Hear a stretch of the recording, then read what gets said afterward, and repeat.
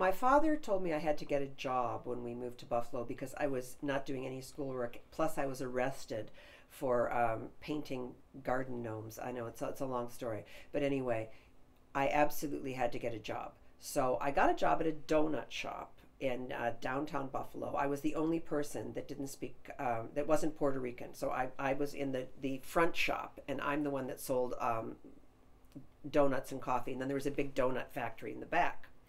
So one Saturday, and I started work at 4:30 in the morning, and then I went to school at 7:30, which was kind of perfect for me because by that time I'd sort of worked out all of my, all of my jitters, and I managed to be quiet in school. My father was actually right. What I really needed was 3 hours of work before I went to school. But one day, Buffalo, where I lived, had one of those huge snowstorms, the kind that can knock you out of your life.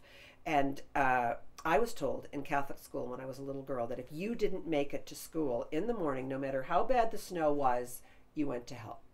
So I was the only person that got to work. The entire factory didn't get to work. The owner was snowed in. Nobody got to work. I was the only one there.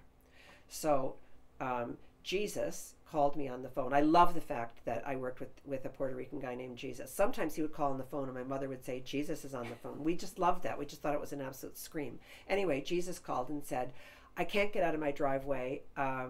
You've got to make all the donuts. And it would be like, well, okay, but I don't exactly know how to do that. I've never, I've never made a donut.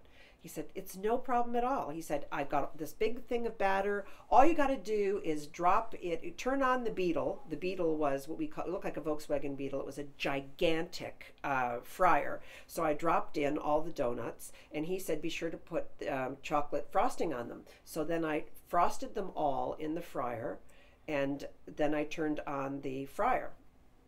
Now, I had no idea that you were supposed to frost things after they cooked. You made the donut and then you frosted it. But my mother had never made a meal. In fact, she'd never made anything. And all we ever cooked in our oven was mitts when you wanted them to dry. So I had never actually seen food cook. So I did all that. I went into the ladies' room because I had chocolate over my hands. And when I got there, I decided, wow, I look pretty bad. I think I'll just redo all my hair and get myself a whole new outfit. So when I did all that, I started to smell smoke, and then I smelled more smoke, and then I walked out and I was hit by this incredible wall of heat. Then I walked along and I saw like orange trapeze artists dancing. They were flames dancing across, and I realized, oh my God, I'm actually trapped here. The fire exit is on the other side of the building, and there was a huge fire. There was like 8-foot flames coming out, and I thought, I had no idea that you weren't supposed to cook chocolate. What did I know? So I went back into the ladies' room, closed the door, and I realized, oh my God, everything that my teacher, Mother Agnes, the nun, told me about myself was true. I was going to burn in hell. This was it. Like we used to see those little tiny videos all the time about, how you would burn in hell if you weren't a good person. And I could feel these flames, and I thought, God is taking me early. Like I've been so bad. I am going to go at 14, right?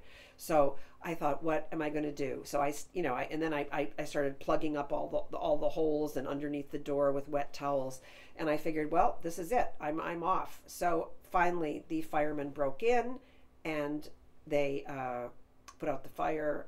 But there was a huge amount of smoke damage. The whole place was just a wreck. And then so I was really, really lucky.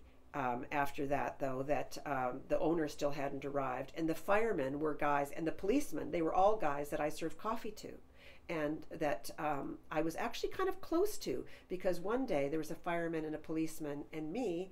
We were there, and we watched the television, and that was the day that President Kennedy died. He was shot. And the three of us, we were all Irish Catholics, and we all cried together. So we had this little kind of bond. So what happened was, they told the fire chief to go outside, and they took a lighter and they put it underneath the wires, and underneath the wires they made it look as though the wires had become frayed with this little Zippo lighter, and it became an insurance fire, and I was off the hook.